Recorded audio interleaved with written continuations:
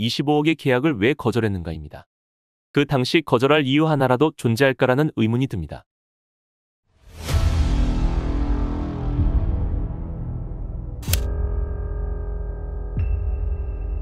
SSG 랜더스의 김민식 선수가 FA 선언 후 2년 총액 5억 원의 계약을 했습니다.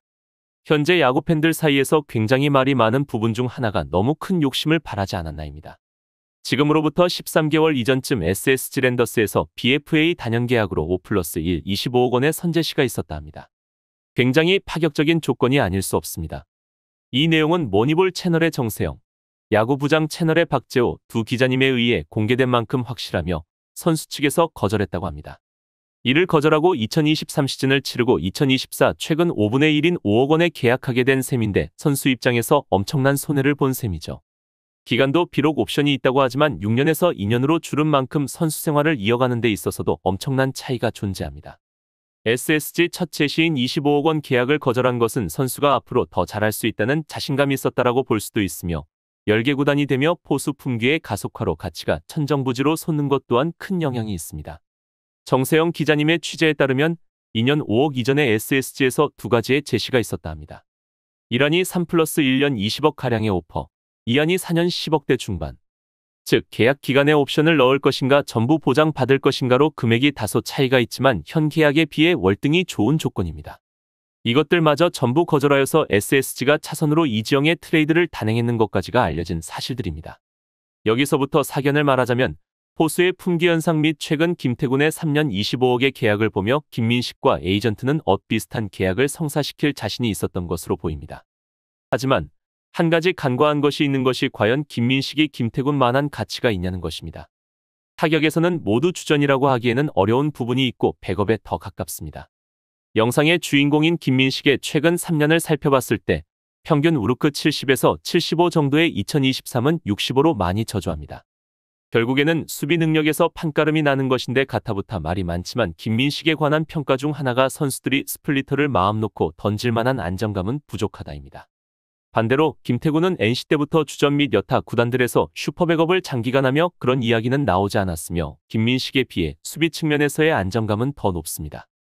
NC팬으로 첨언하면 엉덩이가 가벼운 편으로 어린 선수들이 흔들리면 코치보다도 빠르게 마운드로 움직여 심리적 안정화를 돕는 장면도 다소 보이며 투수조들과 친밀하게 지내는 것으로 알려져 있습니다. 큰 차이라 보이기 어려울 수 있지만 투수 노름이라는 야구에서 투수와 호흡을 맞추는 포지션이 포수이기에 작은 차이는 아닙니다.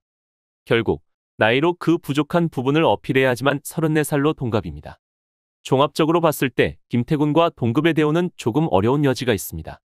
SSG가 김민식의 요구를 들어줄 가능성이 없지는 않았겠지만 제1, 2안 모두 선수의 의견을 굉장히 많이 반영해준 느낌이 크죠. 그리고 대부분의 구단들에서 이미 주전 포수를 확보한 상황이기에 경쟁이 붙을 만한 요소 또한 없었습니다. 이로 인해 과한 자신감이 아니었나라는 의견도 생겨나고 있죠. 다시 돌아와서 가장 화두가 되는 25억의 계약을 왜 거절했는가입니다.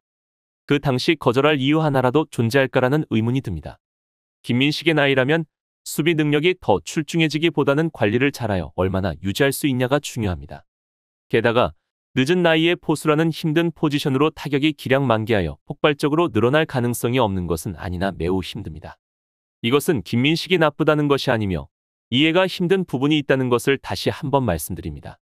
한국이 자본주의 사회이다 보니 25억이라는 금액에 너무 매몰된 감이 있지만 야구선수에게 있어서 보장된 계약 기간이라는 것도 굉장히 중요합니다. 현재 최강야구에 출연하고 있는 이용구 선수는 더 이른 나이에 방출되었고 선수 생활 연장을 위해 여러 구단의 테스트를 받지만 고배를 마신 것으로 알려져 있죠. 아무리 포수라는 특수성과 품기가 잇따라 이어지더라도 모두가 좋은 대우를 받지는 못하며 늦은 나이까지 보장받는 것도 아닙니다.